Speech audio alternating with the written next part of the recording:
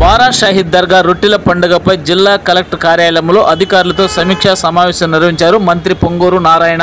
ఈ సమావేశంలో పాల్గొన్నారు టీడీపీ పార్లమెంటు జిల్లా అధ్యక్షుడు అద్బుల్ అజీజ్, కోటమిరెడ్డి శ్రీనివాసరెడ్డి, కోటమిరెడ్డి గిరిధర్ రెడ్డి, కలెక్టర్, పలు శాఖల అధికారులు.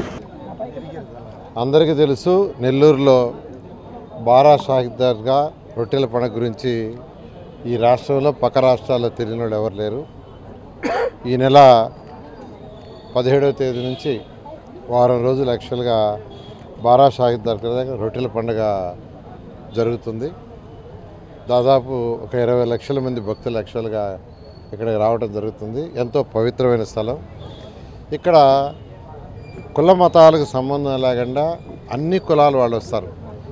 ఈ యొక్క రొట్టెల పండుగ, ఈ బారా షాహీద్ దర్గా ప్రత్యేకత ఏంటంటే, బారా షాహీద్ దర్గా పక్కనే స్వర్ణాల చెరువు ఉంది.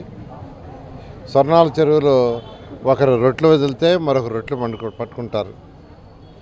ఆ రొట్టెలు పట్టుకునేటప్పుడు ఏదో కోరిక, అంటే చదువు విషయం, పెళ్లి విషయం, లేకంటే ఫ్యామిలీ విషయం, ఏదో కోరుకుని యాక్చువల్గా రొట్టెలు పట్టుకోవటం. ఆ పట్టుకున్న వాళ్ళ కోరిక తీరితే మళ్ళీ నెక్స్ట్ వచ్చి మళ్ళీ వాళ్ళు రొట్టె వదులుతారు, దాన్ని కోరి పట్టుకుంటారు. అలాంటి ఆనవాయితీ, అటువంటి నమ్మకం. ఇది సంవత్సరానికి భక్తుల సంఖ్య పెరుగుతుందంటే వాళ్ళు ఏదైతే అనుకున్నారో అవి అయినాయని అనే నమ్మకంతో ఈరోజు ఈ బారా షాహీద్ దర్గా దగ్గర ఈ రొట్టెల పండుగ జరుగుతుంది. ఇది 414 సంవత్సరాలకు పైగా చరిత్ర కలిగిన ఈ దర్గా. దీనికి 2014 నుంచి 19 దాకా నేను మినిస్టర్గా ఉన్నప్పుడు ఎంతో డెవలప్ చేశాం. ఎందుకంటే 2014 ముందు ఆ బారా షాహీద్ దర్గా దగ్గరికి అసలు రొట్టెల పండుగ రావాలంటే భయపడేవాళ్ళు. ఎందుకంటే ఆ నీళ్ళలో పురుగులు, అక్కడే లారీలు కడిగేవాళ్ళు, కార్లు కడిగేవాళ్ళు, అక్కడే టాయిలెట్స్, అక్కడే యూరిన్.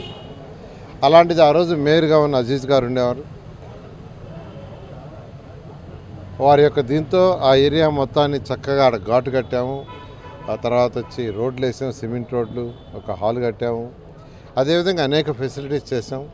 అన్నిటికంటే ఎక్కువగా టాయిలెట్స్, పర్మనెంట్ టాయిలెట్స్ కట్టాము. ఇవన్నీ చేస్తే భక్తులు 2014లో 4 లక్షలు వచ్చింది. 2019కి 20 లక్షల మంది వచ్చారు. మళ్ళీ ఈరోజు తెలుగుదేశం ప్రభుత్వం, ఎన్డీఏ ప్రభుత్వం వచ్చింది. ముఖ్యమంత్రి గారు కూడా ప్రత్యేకంగా దీని మీద శ్రద్ధ వహించమని ఇన్స్ట్రక్షన్ ఇచ్చారు. దాని మీద యాక్చువల్గా ఆల్రెడీ అధికారులతో 2 సార్లు మాట్లాడడం జరిగింది.